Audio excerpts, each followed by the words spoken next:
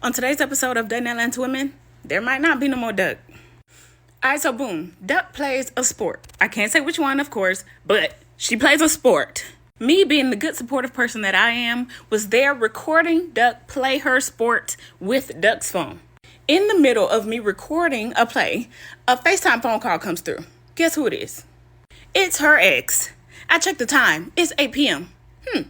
Why is your ex FaceTiming you at 8 p.m. at night? Why is your ex FaceTiming you at all? I thought that was a closed book. I had an intrusive thought to answer the phone and let her know that Duck wasn't available at this time. But I decided against it because I'm better than that.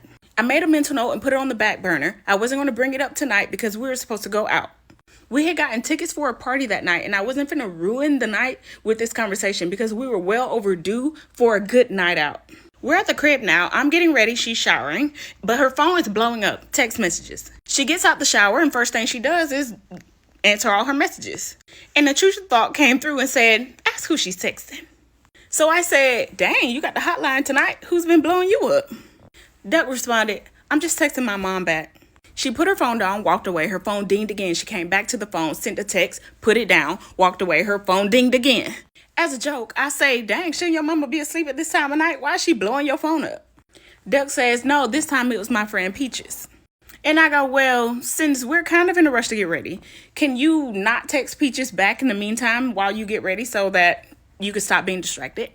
Duck shares a little bit about what they're talking about and shows me her phone for understanding. When she clicks out of the message, I see her ex's name at the top of the chat thread. And I go, oh, so you've been texting your ex too? Duck goes, yeah, I just replied to her message because she had invited me to a party tonight too, and I told her I wasn't going. Then the messy side of me won, and I said, oh, so you must have already called her back. And Duck says, what do you mean? I didn't know she called me. And I go, yeah, she FaceTimed you during the game today. You didn't see the missed call notification? And Duck says, no, this is the first time I'm realizing this. I can see this sort of going downhill, so I'm just like, listen. I find it a little odd that you guys are in frequent contact with each other. I was unaware of this. I would like to discuss this further, but not tonight because we have plans. But then Duck goes, if you're worried about our chat thread, I can show you our chat thread. I've got two little angels on my shoulder. The good one is saying, no, so Brittany, we're not supposed to be having this conversation tonight because it's not going to end in a good way. And then that devil on the other side is like, hand it here. The devil won. And I said, yeah, let me see that thread. So Duck sat next to me, phone in hand, and scrolled up slowly through about 2 weeks of messages. And in that 2 weeks, I saw frequent communication. I saw pictures being exchanged, the same pictures that I was sent, which is baffling to me. And what killed me was she had shared with her ex that she messed her hip up, but didn't care to share how or the events surrounding it. It's just she told her that she messed her hip up. I can feel the anger rising in me because I slightly feel disrespected. Cause what? So I try to say as calmly as I can, what y'all two got going on? And Duck says, we're just friends. And I go, friends with your ex who you share mutual feelings with? And Duck goes, it's not like that. We are just friends, or at least trying to be. Mind you, I'm not saying that she can't share information about her own life with other people. It's the principle of the situation. Because in my head, I'm confused. Why are you giving your ex life updates? It's giving weird to me. And I'm ashamed to admit it, but at this point, we are in a full-blown argument and we are yelling at each other. I'm trying to let Duck know that I think her actions are weird and disrespectful towards our relationship. And Duck is trying to let me know that she doesn't think she did anything wrong, that her actions have been nothing but respectful towards our relationship. She has been following the boundaries that we have set for each other in our exclusivity, and that she thinks me being mad about it is what's weird. At the climax of her argument, in frustration, Duck says, you can get the fuck out.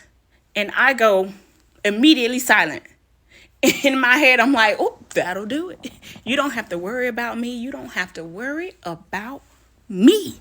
I packed my shit. Well, I didn't do it kindly. I packed my shit. That's me throwing it in my bag. And I walked out the front door. I got in my car and I boo-hoo cried. I don't know how much time went by, but I ended up getting a text message from Doug. To summarize that message, because it's kind of long, she says, "I'm sorry the night turned out the way it did. I literally have nothing to hide from you, nor have I crossed any boundaries. It was never a don't contact your ex anymore boundary. This is frustrating because so many things could have been taking place between my ex and I, but out of respect for our relationship, I have not gone down that road. This girl has asked me to kiss her. She has asked me to come to her office and finger her. I've crossed none of those boundaries. I can't control the girl. She does what she wants, but I can control myself." As I'm reading this, I'm like, is this supposed to help you?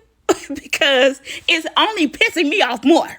And y'all might not like this next part, but I'm only human. I woke up the next morning and I sent 2 text messages. One to Duck and one to Duck's ex. The one I sent to Duck said, "Hey, just letting you know I'm texting your ex." And the one I sent to her ex was a coming to her woman to woman text. I can't lie. And it was a bit aggressive. It was a little rude. I did go a little hard. I'm going to read my message verbatim. "Hey, girly pop, it's Seb. Duck has told me about the desperate shit that you've been doing, ...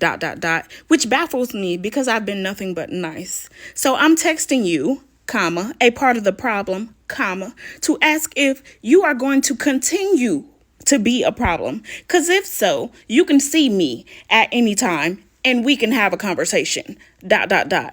P.S. You don't have to run and report this to Duck like last time because she already knows I'm texting you. Send." Her response: "Morning, Miss Ma'am. Hope you're doing well. Thanks so much for reaching out to me and sharing. I definitely don't want to be a problem and have been reassured that I am not. I've also never spoken to you to know that you've been nothing but nice to me, but the passive aggressiveness puts a bad taste in my mouth. When Duck is ready to stop communicating with me, then I will stop. Happy Sunday." My response: "You doing the one thing I knew you would do proves my point. Did you decide together on what would be the best response? Also, I quite literally don't care what taste you have in your mouth of me currently or going forward. Funny, you must think your opinion of me matters. Additionally, I told Duck I was reaching out to you as a courtesy, figuring that you'd finally be woman enough to speak without your keeper. But since y'all like to share everything, I'll wait for you to send her this response as well. Happy Sunday." While I wait for her response, Duck had time to let me know that she thought I was very weird for contacting her ex, and stressing that my focus is not where it should be, which should be on us, and it's on this female that I'm letting come in between us. Duck goes on to say, "You can also see in the last text message that my ex sent you is she's saying the same thing that I'm saying. We don't have anything going on, and that I chose you, and that there's nothing weird going on between us. You should read your last text message from her." Are you confused? Because I was. Why are you stressing for me to read a conversation that you shouldn't even know about? For me, it's giving weird. It's giving ick. It's giving ill. So I read the message. She said, "Curious, aren't you? No, we did not decide together on my response. Any further questions? You're the one who reached out to me in hopes of getting what you want. I'm sorry you could not get that. I said what I needed to say to you, and I shared my response with her because I didn't want her to be blindsided when you brung it up. You have her. She chose to be exclusive with you. She is not the same person that she was with me as she was with you. And I'm sorry you can't see that. I'm only going back and forth so that you can get whatever you need off your chest. I hope this helps." Y'all, I don't know. Something's not sitting right in my gut, and I need to take a day to figure it out.